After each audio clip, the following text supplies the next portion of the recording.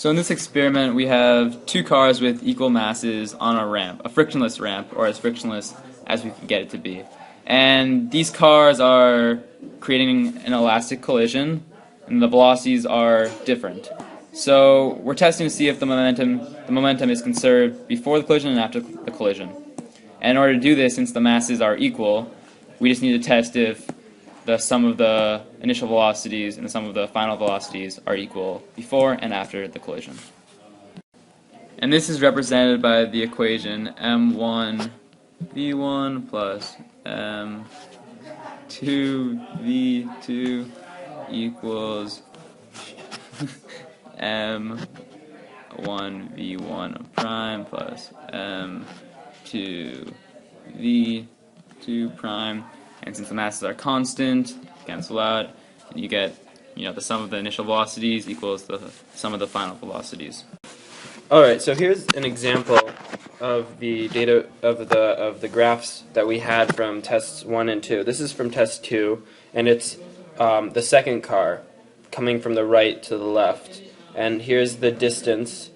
This is the distance, and then here's the time. And we have this is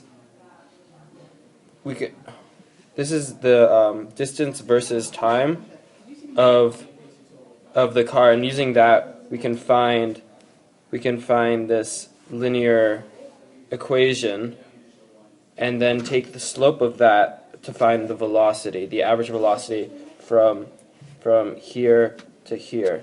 And so we found that this is the average velocity before the collision, which happens at 3 seconds approximately, and then after we have this velocity in the negative direction because it's going the opposite way. Well, it's actually in the positive direction because it's in the positive direction because this is in the negative direction, and so this gives us the velocity after the collision.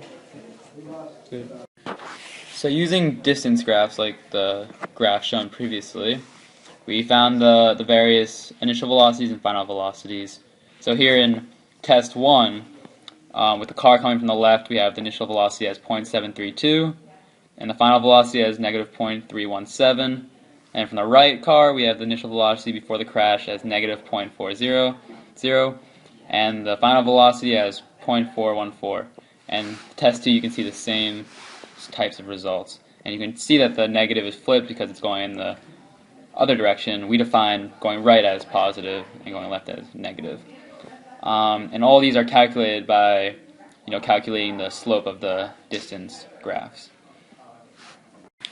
So using the data from the graphs, using the velocities we got, we can use the momentum equation to see if momentum is conserved. And since the masses are equal, they cancel out. So we have the sum of the two initial velocities from both cars equaling the sum of the final velocities. So therefore, using the numbers we got, we have, for the first test, we have 0.732 as the initial velocity of the car from the left, plus negative 0.40 equals negative 0.137 plus 0.41. So these are the final velocities of both cars, and these are the initial velocities. So we got that it comes out to be 0.332 equals 0.277. And then for the test, so there's a lot of error in this one, but the other test came out pretty well. We got 0.557 plus negative 0.304 equals negative 0.123 plus 0.357. Again, these are the initial velocities, final velocities. And this came out to be 0.253 meters per, well, no, never mind. 0.253 equals 0.234. So you can see that here the initial velocities before, the final velocities after. Momentum was pretty close to being conserved.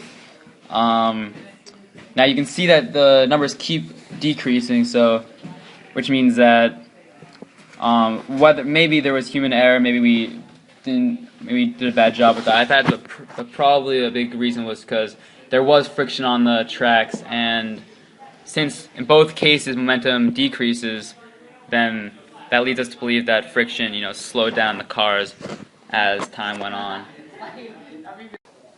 So we have two pairs of velocities that should be equal, 0.332, which should equal 0.277 in this case, and 0.253, which should equal 0.234. And we've come to the conclusion that these are lower because of friction, and that took some of the momentum out. And so we calculated what the percent error would be using the absolute value of the smaller value, and then minus a more accurate estimate, which would be the larger number, and then that divided by the larger number, and that comes to about 16.56%. So that's the error from test 1. And for test 2,